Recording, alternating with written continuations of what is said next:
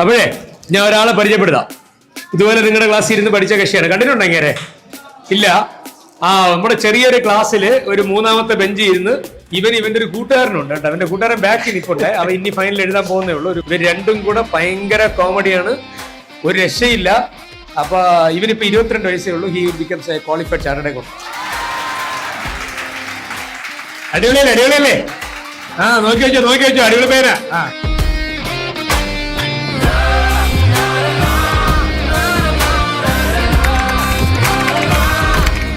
എനിക്ക് തോന്നുന്നു ഏറ്റവും വലിയ കാര്യം കൺസിസ്റ്റന്റ് ആയിട്ട് പഠിക്കുക എന്നുള്ളതാണ്.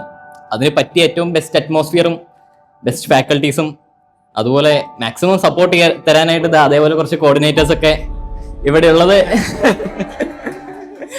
വലിയൊരു ഫാക്ടർ ആയിരുന്നു. എൻ്റെ സക്സസ് ഇന്റർമീഡിയറ്റിൽ വലിയൊരു ഫാക്ടർ ആയിരുന്നു. അതുപോലെ തന്നെ ഫൈനൽ എഴുതുന്ന സമയത്ത് പോലും ഇപ്പൊ ഡി ടിയും ഐ ഡി ടിയും നിങ്ങൾ ഇവിടെ പഠിക്കുന്ന കാര്യങ്ങൾ തന്നെ ഒരുപാട് കാര്യങ്ങൾ സിമിലർ സാധനങ്ങൾ തന്നെയാണ് ഫൈനലിലും വരുന്നത്. അപ്പം ശരിക്കും പറഞ്ഞു കഴിഞ്ഞാൽ ഫൈനലിൽ ബുക്ക് കാണുമ്പോൾ തന്നെ ഇവരുടെ മുഖമായിരുന്നു മനസ്സിൽ ഉണ്ടായിരുന്നത്. ഇവർ പറഞ്ഞിട്ടുള്ള എക്സാമ്പിൾസ്, ജസ്റ്റിൻ സാറും അൻവർ സാറും പറഞ്ഞിട്ടുള്ള എക്സാമ്പിൾസ്, ക്ലാസ്സസിലെ കണ്ടന്റ് അതേപടി തന്നെ ഫൈനലിൽ സെൽഫായിട്ട് ഞാൻ നോക്കുമ്പോൾ പോലും നല്ലോണം ഓർമ്മയിൽ നിന്നിട്ടുണ്ടായിരുന്നു. നിങ്ങൾ വൃത്തിയായിട്ട് ക്ലാസ് കേട്ടാൽ മതി.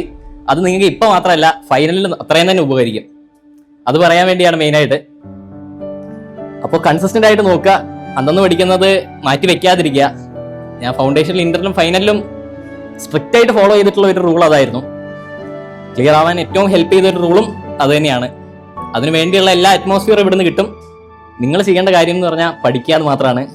അത് കൃത്യമായിട്ട് ചെയ്യുക. ഫസ്റ്റ് അറ്റംപ്റ്റിൽ, അതായത് ആർട്ടിക്കിൾഷിപ്പിന്റെ ഒപ്പമാണ് ക്ലാസ് കണ്ട് സെൽഫായിട്ട് ഇത്രയും പഠിച്ച് ഫസ്റ്റ് അറ്റംപ്റ്റ് തന്നെ കയറിപ്പോയത്. അപ്പം എല്ലാവർക്കും പറ്റും. ഈ പ്ലാനിങ് ആൻഡ് എക്സിക്യൂഷൻ ആണ് മെയിൻ.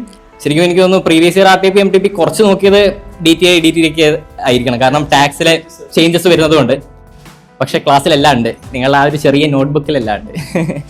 പാസ്സാവാനല്ല, എക്സംഷൻ അടിക്കാനുള്ള കണ്ടന്റ് മുഴുവൻ ആ ചെറിയ നോട്ട്ബുക്കിലുണ്ട്. അതെനിക്ക് വലിയൊരു ഹെൽപ്ഫുൾ ആയ കാര്യമാണ്. ഇവിടുത്തെ എല്ലാ നോട്ട്ബുക്കും അത് ഭയങ്കര മെമ്മറബിൾ ആയിരുന്നു. ഇവിടുത്തെ ടൈം ഇവിടെ ഉണ്ടായിരുന്ന ഒരു 6 മാസം ജീവിതത്തിൽ തന്നെ ഏറ്റവും ഹാപ്പിയസ്റ്റ് ടൈംസിൽ ഒന്നായിരുന്നു.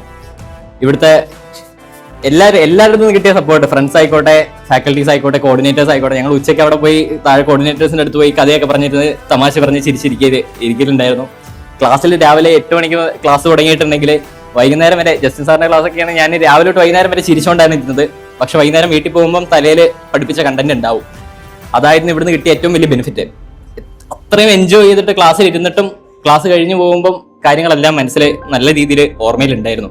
നല്ലൊരു എക്സ്പീരിയൻസ് ആയിരുന്നു. ഇവിടുന്ന് ട്രിപ്പിൾ ഐ ഒരിക്കലും മറക്കാൻ പറ്റാത്തൊരു മൊമെന്റ് ആണ്. ലൈഫിൽ ഒരു വലിയൊരു നല്ലൊരു ഫേസ് തന്നെയായിരുന്നു.